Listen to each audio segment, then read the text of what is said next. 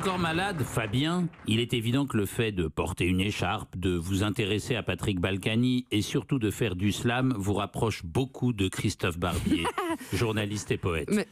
Mais il faut reconnaître une chose, il est plus mobile que vous, Barbier. Je veux dire, Barbier qui traverse un passage clouté, c'est une véritable chorégraphie, il faut voir ça. Ceci une fois dit, comparons vos slams, ces textes scandés et rythmés qui relient le poème au rap. Barbier. J'ai 40 ans, c'est 2 fois 20, j'ai toutes mes dents, c'est pas en vain. J'ai donné un grand coup de balai avant d'avoir 40 balais. Je frappe, je tape, je move, je cogne et j'ai eu Hanouna au phone. Vous. Je voudrais faire un slam pour une grande dame que je connais depuis tout petit. Je voudrais faire un slam pour celle qui voit ma vieille canne du lundi au samedi. Je voudrais faire un slam pour une vieille femme dans laquelle j'ai grandi. Je voudrais faire un slam pour cette banlieue nord de Paname qu'on appelle Saint-Denis. Alors ça, je pense que là, la différence, c'est juste une question de vécu.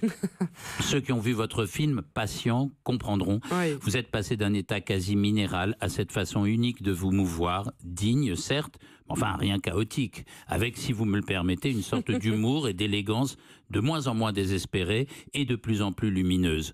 Je recommande ce film, Patient, vraiment un petit bijou, à tous les amateurs de résilience et d'humour noir, il leur sera précieux. Vous l'avez dit, c'est dans votre dernier album, ce qui domine, c'est le langage du corps. C'est rare que l'on mette son corps dans son nom. C'est vrai, on n'imagine pas Teddy Riner s'appeler Grosse Masse Invincible ou Pamela Anderson Poitrine Émouvante. Il y a évidemment Paul McCartney, mais bon, c'est un cas particulier. Bien joué. Mais dans Grand Corps Malade, on entend trop souvent uniquement le malade, alors que le grand aussi est intéressant. C'est intéressant d'être grand. 1,94 m, ça peut être une galère en soi, un facteur de solitude, surtout quand on ne peut pas envisager le basket comme débouché. C'est votre cas, vous l'avez dit. J'ai accepté par palier de ne plus mettre des paniers. Votre taille n'est pas juste un chiffre vous décrivant. Dans votre cas, c'est une vraie hauteur. Vous avez, autre de vos paroles, pris la syllabe au rebond. Une hauteur de vue donc, dans le fond, c'est ce qui frappe le plus chez vous.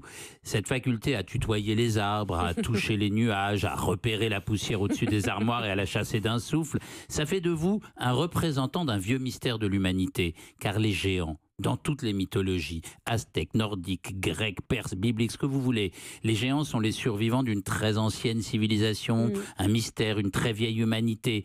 Et donc c'est sans doute du grand plus que du malade que vient votre inspiration.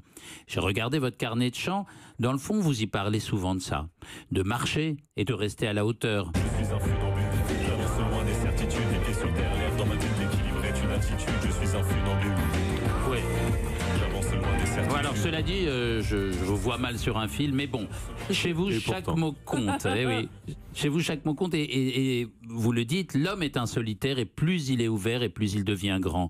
Vous êtes un grand malade, un grand talentueux avec ce que vous nommez un espoir adapté. Et vous êtes aussi ce corps plein de bons et de terribles souvenirs dont vous avez dû et su faire quelque chose. Une présence, des disques, un film. Les mots vous y ont aidé et ce quelque chose, il est à votre hauteur. Merci.